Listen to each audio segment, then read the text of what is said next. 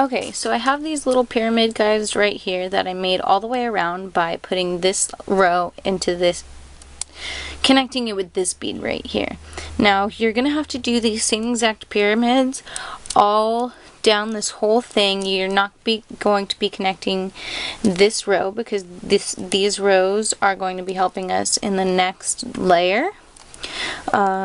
So yes, you're gonna have to start this next row on the same bead that you put the last row through right here. Hopefully you guys can see that. Hopefully it's not too blurry. So basically you're doing the same exact thing, but, and see, again, this is where a needle helps. You go through that same bead that you were going through before for the last layer, but this time you are going to add an orange bead. So it's going to be 2 green, 1 orange, 2 green. And that's going to make basically your next row of like you did the first row.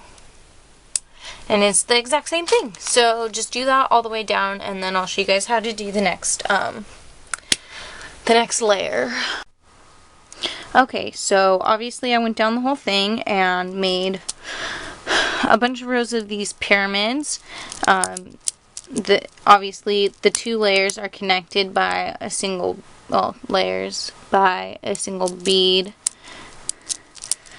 Right there. You can see that. So the end of this layer and the beginning of this layer both go through that same base bead right there. Now we're going to be doing the same thing, only we're going to mix it up a little bit this time, and this is pretty much where the tutorial is ending, because this is all you need to know, and then after this you just expand.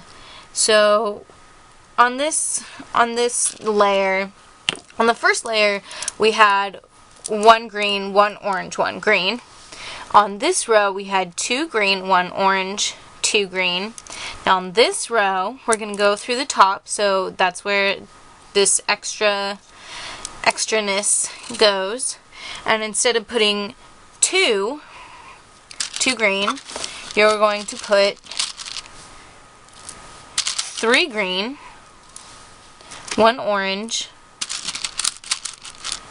and 3 more green. Now what this is going to do is make it possible to make the top layer flat. So I'll just kind of try to go around and do this as quickly as possible, but I don't know if you guys can see this, but all 3 of these were filled with beads when I started, and so are these. That's how many beads it takes to make this kind of thing. So yeah, I don't make these a whole lot, but since it's Spinny's birthday rave, I'm making this dinosaur thing for him. And then after this, you just add on however much you want, and then you can do a layer of decoration, which I can show you guys how to do, or how I do it, but you can do it however you want. Basically just attach whatever you want to it.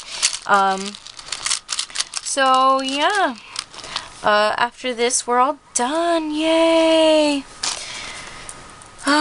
So I hope this helped you out. I know a lot of people on Tumblr see the Kandi pictures going around and see things like all these epics that people are making and want to be able to make them but don't know how. And like I said, the first row always looks weird and off somehow. Let me make sure you guys can see this.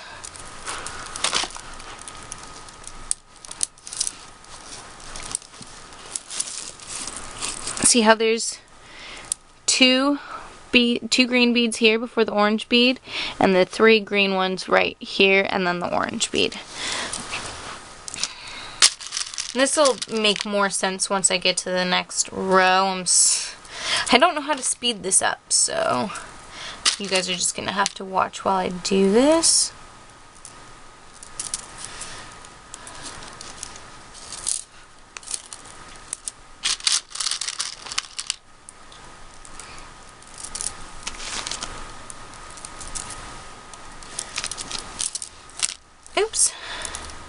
And that's why a needle is good.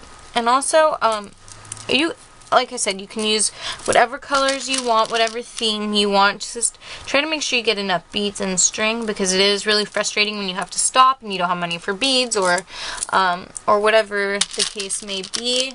And I also decided to put some glow-in-the-dark beads around the outside, so it'll be a very glow-in-the-dark kind of themed.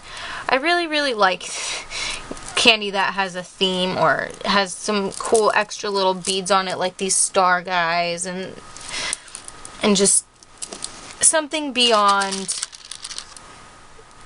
plain. Or, you know, even the color scheme, you don't have to have a theme, but keep a color scheme, just to make it look nice. I mean, all candy is good, and I try not to judge, but I feel like it has more thought put into it. Oh no, I hope I don't run out. So yeah. Hopefully this doesn't take me too much longer.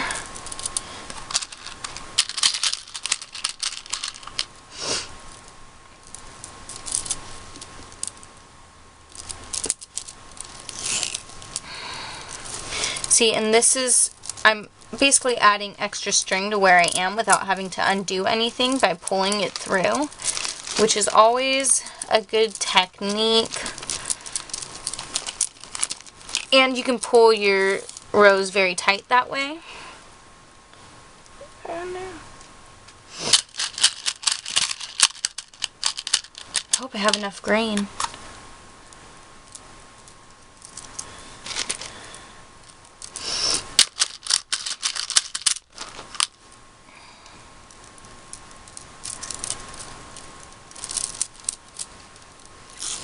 There we go. This is actually going to be my last layer, and I'm probably going to put the decorative stuff on this because they start to get too wide, if that makes sense, and uncomfortable, and you can't put your arm down, and yeah, that's no fun.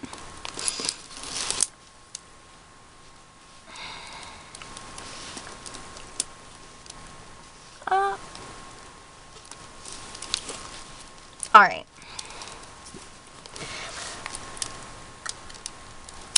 This is the first row of that layer.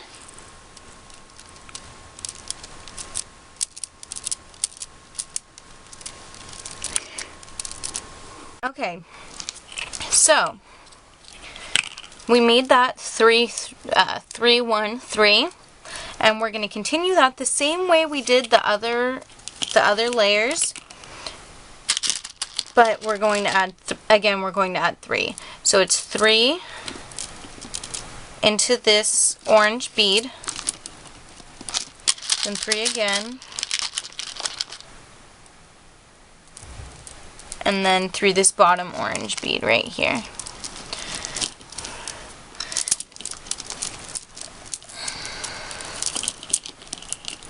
And you guys can probably tell, but if you can't, I'm going to pull it up here. It makes the top kind of flat and stick up.